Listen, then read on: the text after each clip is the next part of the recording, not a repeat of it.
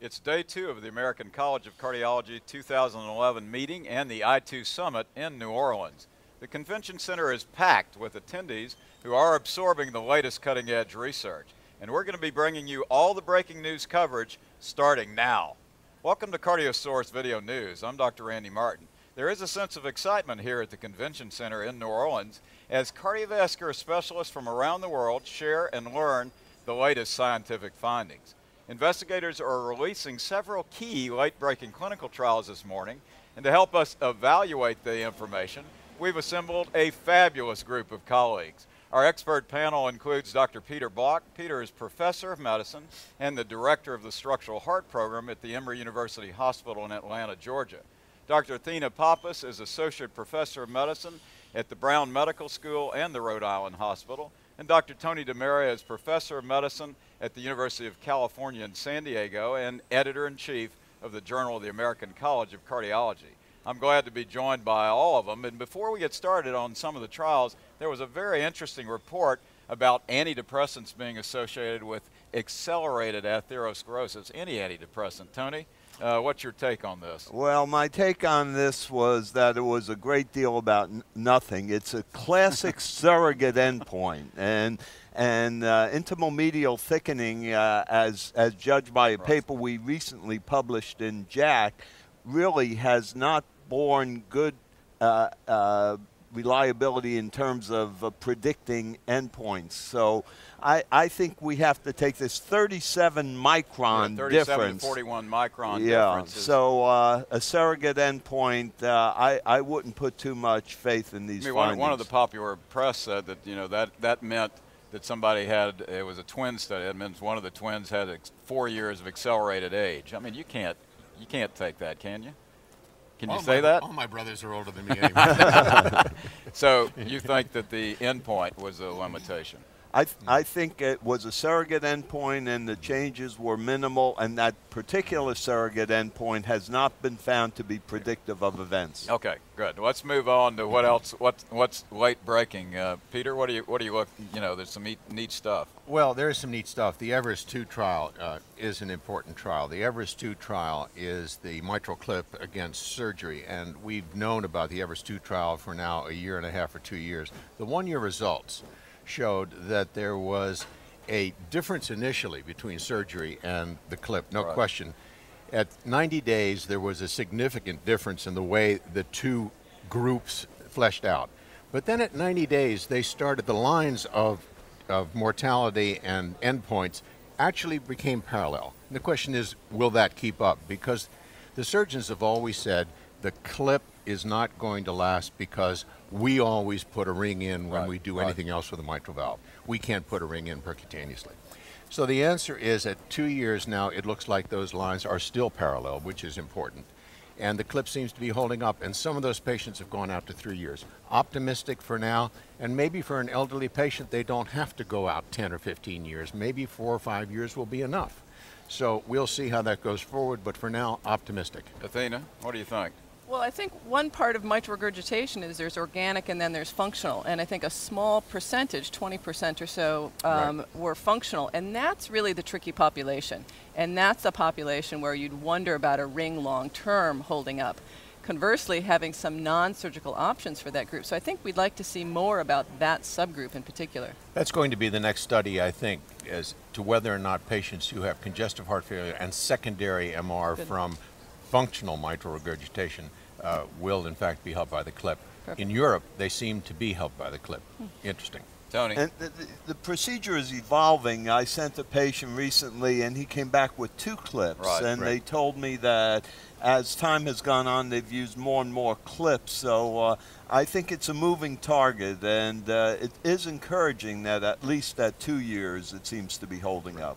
Good. Other trials that are breaking this morning. Athena?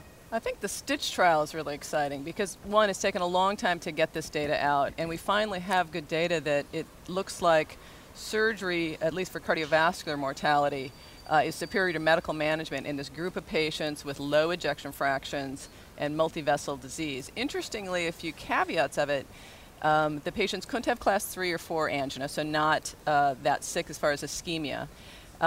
Very nice that they had about 30% African Americans included. Right. So good to see that as well. So I think we're seeing some interesting, finally, data comparing medicine and surgery. And the last piece that worries me a little bit is only a small percentage of patients had ICDs. So again, part of the problem with studies started 10 years ago is we evolved so quickly. The evolving practice.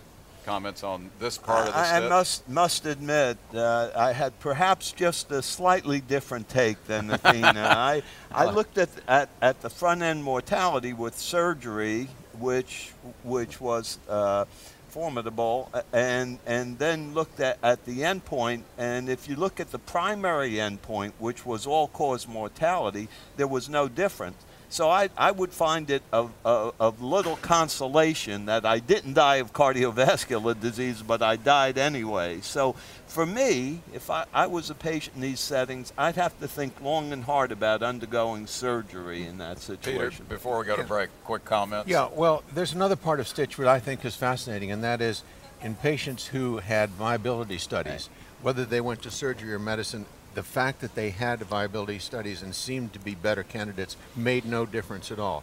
We may be doing too many viability studies in patients that we send to surgery. Okay. Athena? I think, again, most of the viability was done with SPECT and dobutamine echo, again, reflecting that it's a slightly older study and not that it would be repeated now, but PET and MRI has better sensitivity, which is what we want to know. Okay, we're going to pick this up and just finish it in a minute, but we're going to take a short break. We'll be right back. You're watching CardioSource video news coverage of ACC.11 and I2 Summit 2011. Meet Maria, proud grandmother. She complains that her heart beats strangely, and she's just had an aortic valve replaced. Maria wants to be well so she can be with her grandchildren. Follow Maria's journey from admissions to treatment and release from the hospital setting, and then to post-release care, with all the steps along the way aimed at reducing her chance of being readmitted. Experience the hospital-to-home learning destination, Hall D, number 3347, to learn about innovative technologies and solutions aimed at reducing hospital readmissions. Plus, hear from leading experts in the field and learn how they are implementing new processes to reduce readmissions in the H2H theater.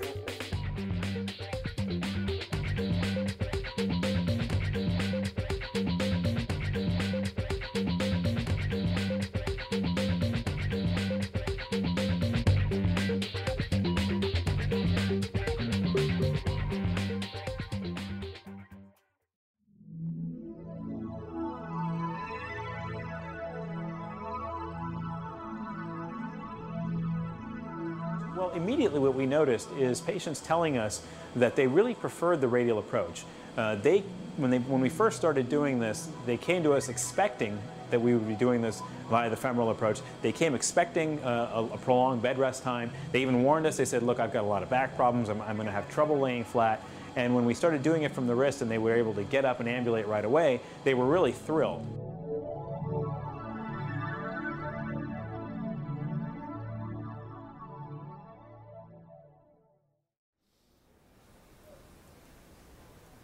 Welcome back to CardioSource Video News. I'm joined again by Doctors Block, Pappas, and DeMaria, the fabulous law firm here in New Orleans, it sounds like. Now, before we went to break, we were talking about the viability aspect of the STICH trial, and Athena made some points. Tony, you were going to jump in.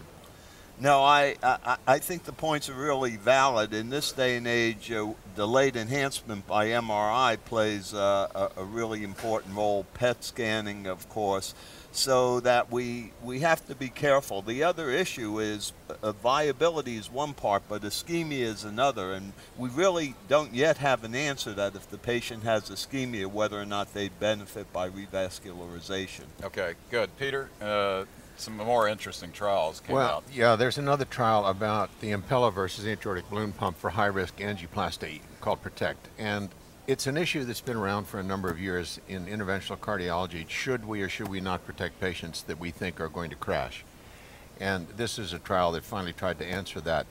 It's a funny trial, and I'm not sure what to make of it, because it was stopped early because they could not reach their primary endpoint, and yet when they looked at 90 days versus 30 days, there was a p-value that became significant in patients that had atherectomy, mostly rotoblator. Now, I don't know what to make of that, very candidly. My guess is, if it were me, I would say, I think we need more data before we can really say one way or another whether the Impella truly is better than the intra-aortic balloon pump. And for now, the other question is, do you really need a device to get a patient through a high-risk angioplasty? And we don't know that answer for sure. So you think this is not going to impact practice right now? I think for now people will look at it carefully but wonder what the right thing is to do.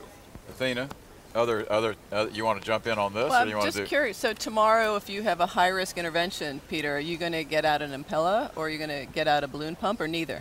I probably am going to run for it and do neither, but if I need to, I'll probably still go with an intra-aortic balloon pump. Okay. Yeah. Okay. What about other trials? PRECOMBAT? Well, PRECOMBAT's interesting, and it looked at left main stenting versus cabbage, drug-eluting stents, obviously, for left main. And it was a non-inferiority trial. They didn't reach their primary major adverse cardiovascular events combined endpoint at 1 year, so they went out to 2 years and did show non-inferiority at that point. So interesting. I don't know that it's going to make a big change. Maybe not enough data yet. Tony, you want to tell me how you really think? Well, you know, Randy, I've really been impressed with the trials at this meeting that there's been a lot of statistical manipulation. You looked at adjusted hazard rates, you looked at non-inferiority and surrogate endpoints, and it reminds me of that old Will Rogers statement that facts are hard things, but statistics are more pliable. And I think we're seeing that increasingly in these trials, and it's hard to take home a firm message from them when they're couched in so much statistical analysis. So, go ahead. No, I think you're right, but the issue here is the big questions. We've really got our hands around the big questions, and I think what we're seeing is a lot of trials that are starting to ask questions about the smaller issues which have fewer endpoints, and it's more difficult to make the statistics come out right if you have not very many endpoints coming at you in a trial. So that may be part of what's causing this, Tony. Sure. Go ahead. Well, I think, in this trial, for example, the PCI still had more adverse events, but it still was not inferior by the 7% margin they set. So if you're the patient, I don't know that that gives you the confidence to choose the other study. I mean, left main stenting and complete occlusions are the hottest things going in interventional cardiology. So what's the message on? What's the message out of this PRECOMBAT? Well, I think the message is if you had a left main stenosis and it were in the body, the left main syntax showed us that you can do a stent and do very well as long as your peripheral disease in your distal coronary arteries is not major. And I think that still holds. And this supports that. It simply says if you put a sirolimus eluting stent in a left main stenosis, you can do okay.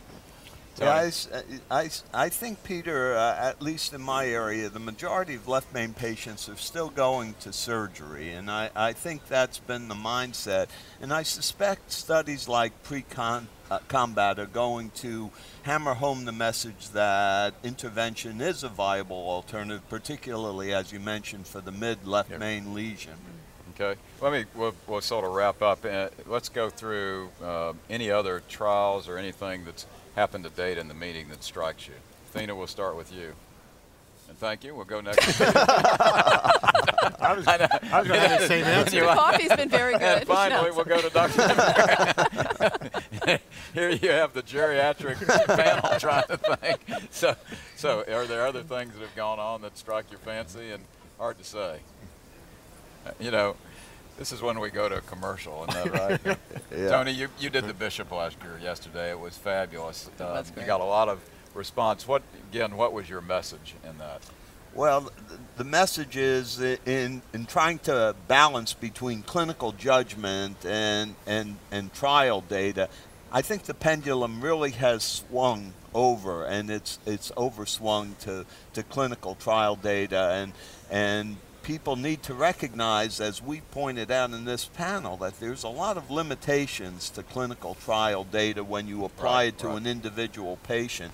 And in fact, clinical judgment is really important in doing that. All right, so that's the bottom line. That's what your take-home message is. Be sure and check back with CardioSource Video News throughout the day, as we're going to be bringing you the latest in-depth findings that could impact your practice. I'm Dr. Randy Martin, and thanks for joining us.